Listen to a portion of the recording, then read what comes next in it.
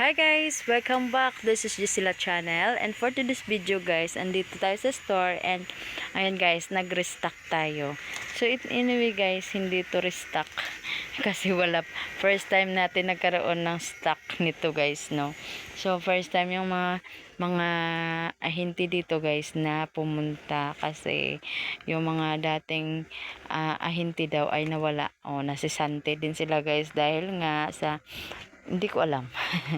So yan guys, may mga bago-bagong mga stocks na dumating.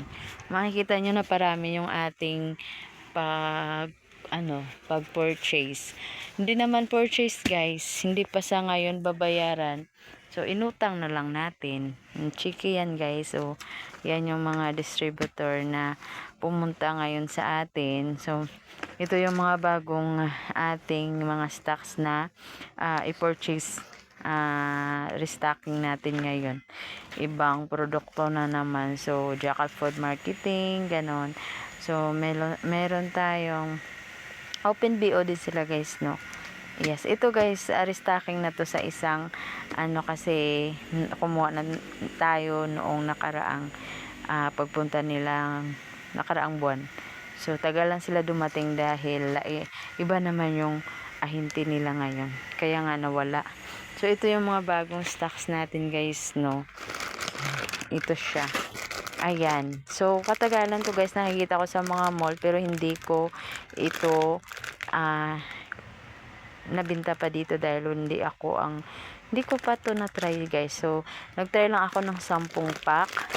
Ito yung mga candy na kakabago lang dumating. So ito fruit treats. Ayan. Nasa 32 ata to yung price na to guys. Ito din. So first time natin to, try natin na why okay siya. Fruit treats, ayan, 50 pieces guys, no, makikita nyo. Tapos ang net weight niya, pasensya nyo na yung mga pronunciation natin guys, no. Yung net weight niya 200 grams, so medyo okay din, malaki-laki siya. And then next ay itong Jolly, same lang sila. So try natin to guys dahil ay candy. Fruit treats, soft chewy candy. So for 50 pieces din, net weight niya ay nasa 200 grams din. So try natin to guys, no. Yes, dahil ay 32, so 3 tayo, 35. So, para meron silang 15 pesos dahil yung mga dulce, yung mga candy sa ngayon guys, dulce yan guys sa amin. Candy sa ngayon dito guys ay nasa tig piso na, 'di ba? Yung iba nga 4 to 5, 4 peraso, 5 piso ganon. So ito pwede lang maibenta ng tag piso, tapos ayan, may 15 na sila.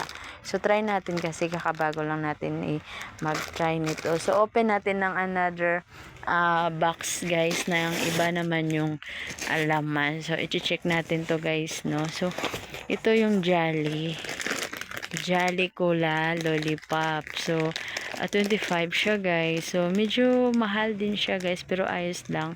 25 plus 3, so 28 lang siya. All in all yung sa loob. So yung capital nito guys is nasa 32. So ayun, ipagtinda pa natin to ng 35 para may 3 tayo.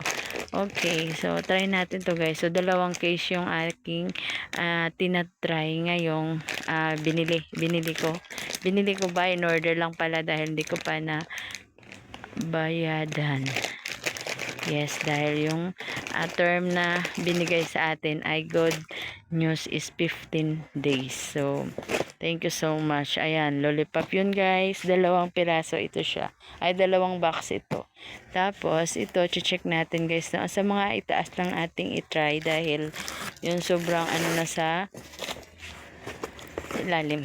So ito na naman, ito yung Jolly Fruit Pop. So meaning lollipop naman to guys, 25 pesos plus 3 more. So 28 pesos halaga niya.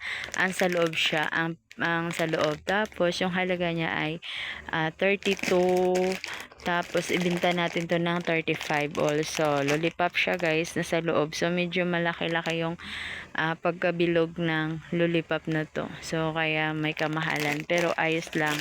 Try natin yan. Go lang ng go. Diba? So, for the go lang tayo. Next tayong box. So, ito yung pinorchase ko guys, ay isang box lang.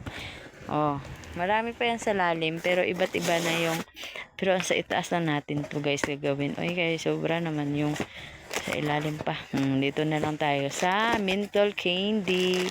Yes guys, ito nasa 32 din. Iwan ko kung nasa piso. 32 din siya guys. Jolly menthol candy. So, first time ko tong magtinda nito guys.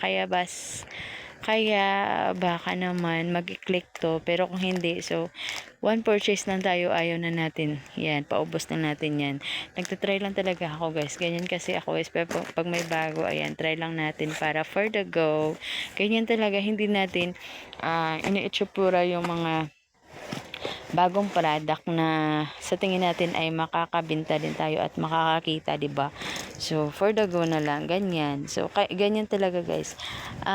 Sa akin naman kasi, mas okay na ganyan dahil tinatry lang natin para malaman natin kung mag-click para sa susunod mag-order naman tayo. O, 'di ba? Yes, next box tayo guys. Ito yung parang candy din siya pero nasa flavor OB. So, ganito, Jolly Candy din siya guys. Nasa 50 din. Yung gramo niya ay 200. So, 50 pieces. Tapos, nasa 32 din yung price nito guys. So, magpatong na lang tayo ng 3 para 35. So, 3 na lang asa. Okay yan guys.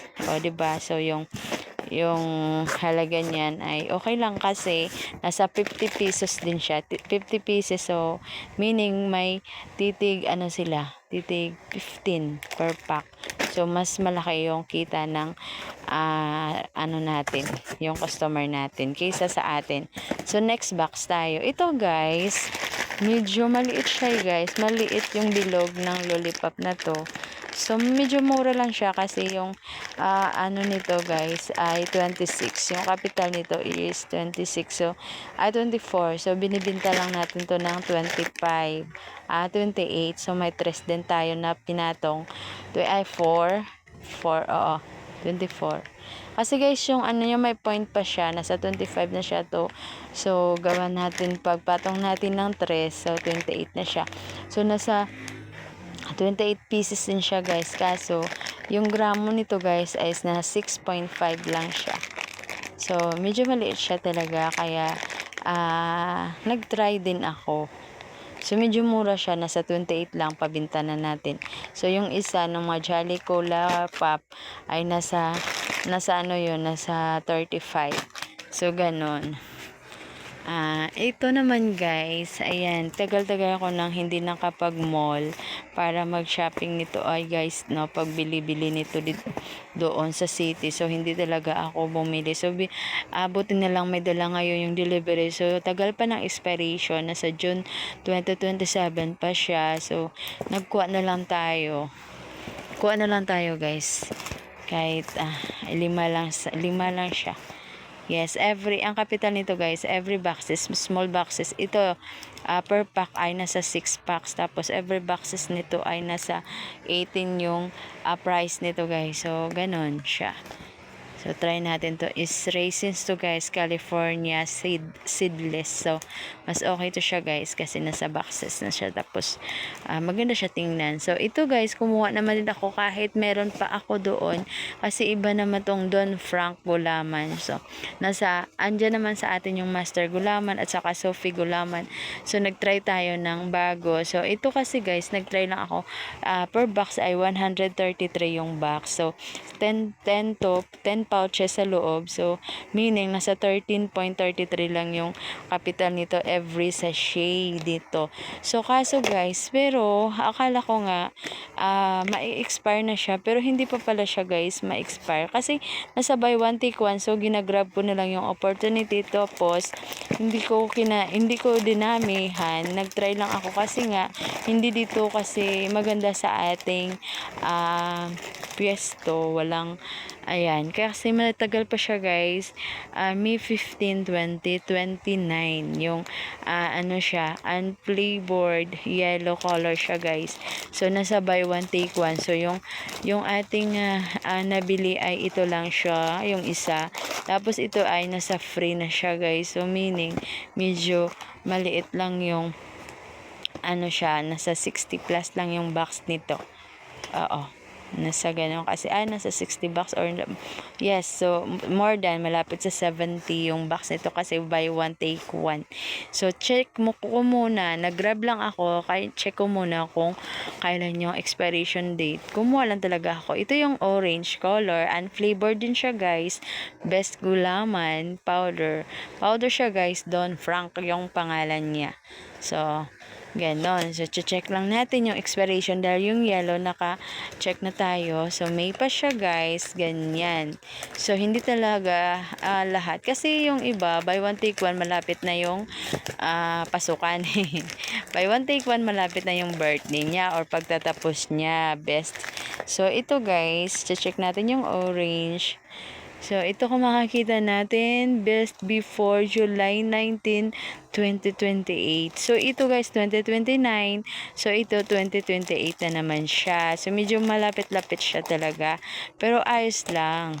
Oh, tagal pa din pero at least 2028 pa kasi 2026 pa sa ngayon.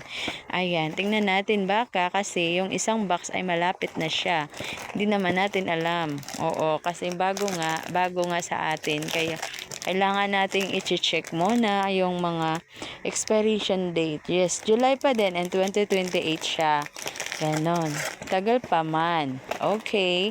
And next tayo guys, no. So, nagtry tayo nito ng 12 pesos lang siya guys na Spanish style sardines. So, minsan kasi guys, yung mga tao ay minsan pumunta dito, kumbaga ano siya, naghahanap, meron talagang taong naghahanap minsan ng mga ibang type na naman ng mga sardines guys, no. So minsan may naghahanap sa atin ng mga ganyan. So nagkuha lang ako guys dahil 2029 pa yung expiration, tagal pa, nakikita nyo ba? So maliit, hindi makita, pero 2029 pa siya guys, November, May 31, 2029. So, kumuha lang ako ng 12. Hindi naman talaga guys mabinta dito sa amin. Sa aking pwesto. Kung dati guys ay sobra. So, ngayon, parang bumawi ngayon na wala talaga. So, ano lang, go lang. Para meron lang tayong pangkain sa araw-araw. Kahit konti lang siya guys. Minsan mauubos na yung kapital. Yes, and tapon na lang natin kasi konti lang yung nalaman yan. So ito guys, ito yung mga, ayan, sorry sa ingay ng hangin. So patay muna natin yung hangin, no? Okay.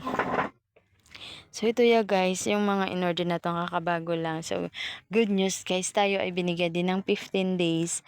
15 days na purchase natin sa wings. Ayan, chiki dito guys, dahil nag-apply tayo para chiki. So, ayan, inaaprobahan na yun. Ayun na, may mga ano sila kasi guys, may mga rules or something provide natin para ipasa sa kanila yung mga ganyang para mag-avail tayo ng kanilang chiki. So, thank you so much. It's me, Gisela, ang lagi nagsasabi, hindi man tayo sikat, pero kailangan lang talaga nating umangat. Thank you so much ng marami, Team Sueno family.